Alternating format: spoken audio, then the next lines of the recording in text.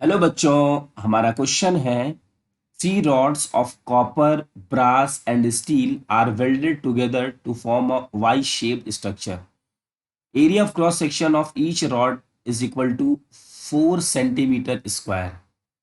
End of copper rod is maintained at 100 degrees Celsius, whereas end of brass and steel are kept at 0 degrees Celsius. Lengths of the copper, brass and steel's rods are 46, 13 and 12 centimeters respectively. The rods are thermally insulated from surrounding except at ends. Thermal conductivities of copper, brass and steel are 0.92, 0.26 and 0.212 CGS units respectively. Rate of heat flow through copper rod is. तो बच्चों यहाँ पे बहुत सारी given quantities हैं, उन सबको लिख लिया जाए। तो यहाँ पे थ्री रॉड्स दिए हैं जो कॉपर, ब्रास और स्टील। ये हमारा कॉपर का है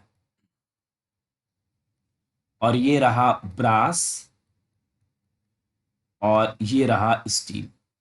ठीक, उसके बाद इसको वाई शेप में वेल्ड कर दिया गया है, मीन्स कुछ ऐसा, ये कुछ ऐसा होगा वाई शेप में। अब सबका जो एरिया है वो दिया है 4 सेंटीमीटर स्क्वायर। इसका भी एरिया है 4 सेंटीमीटर स्क्वायर और इसका भी है 4 centimetre square. End of copper rod is maintain at 100 degree Celsius.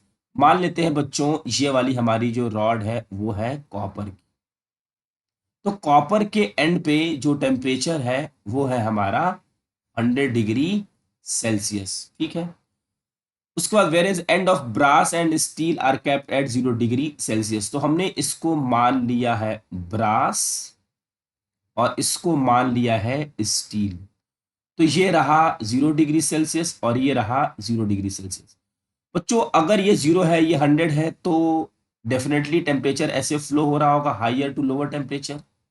चलिए ये हो गया।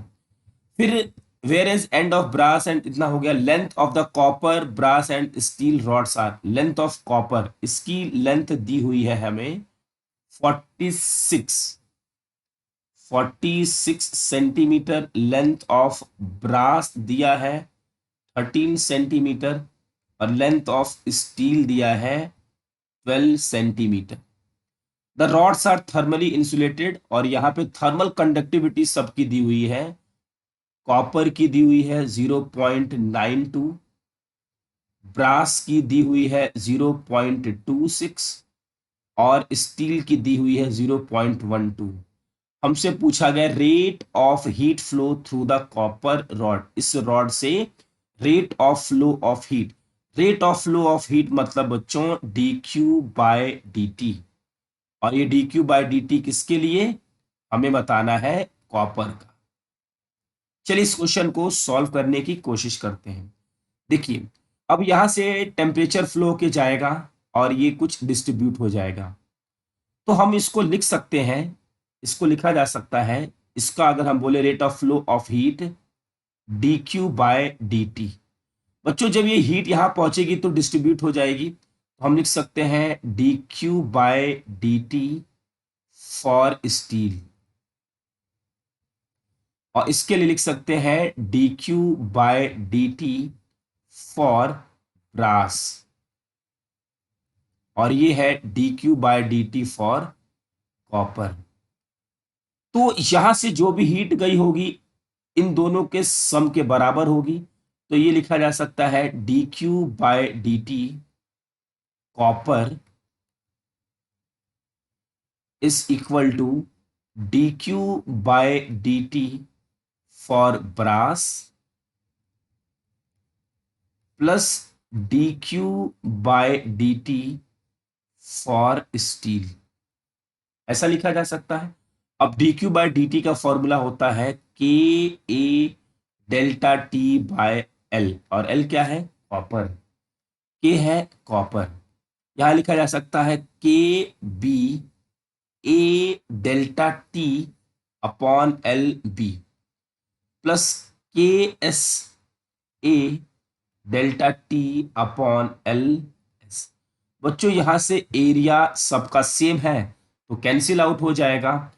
अब केसी कॉपर के लिए है हमारे पास 0.92 टेम्परेचर है हमारे पास। इसका अगर टेम्परेचर हम टी मान लेते हैं इस जंक्शन का, तो 100 minus T divided by length of copper दिया हुआ है 46 है ये 46 इस इक्वल टू यहां से हो जाएगा हमारे पास 0.26 डेल्टा टी के लिए हम ले सकते हैं टी माइनस 0 अपॉन लेंथ है 13, ये हो जाएगा 0.12 टी माइनस 0 और ये हो जाएगा 12। इसको सॉल्व करने के बाद बच्चों जो टी की वैल्यू आएगी वो होगी हमारे पास 40 डिग्री सेल्सियस। अब हमें कॉपर का rate of flow of heat बताना है, तो D Q by D T for copper, copper इसका फॉर्मूला होगा K A delta T by L. K की वैल्यू क्या है, इसके लिए के की वैल्यू हमारे पास 0.92, एरिया है 4, 100 माइनस टी, टी की वैल्यू हमने कैलकुलेट किया है 40 डिवाइड बाय लेंथ की वैल्यू है बच्चों 46। इसको सॉल्व करने के बाद हमारा जो आंसर होगा 4.8 कैलोरी पर सेकेंड। तो हमारे इस क्वेश्चन का आंसर होगा 3। आई होप बच्चों कि आपको ये क्वेश्चन अच्छे से समझ में आ गया होगा। Thank you.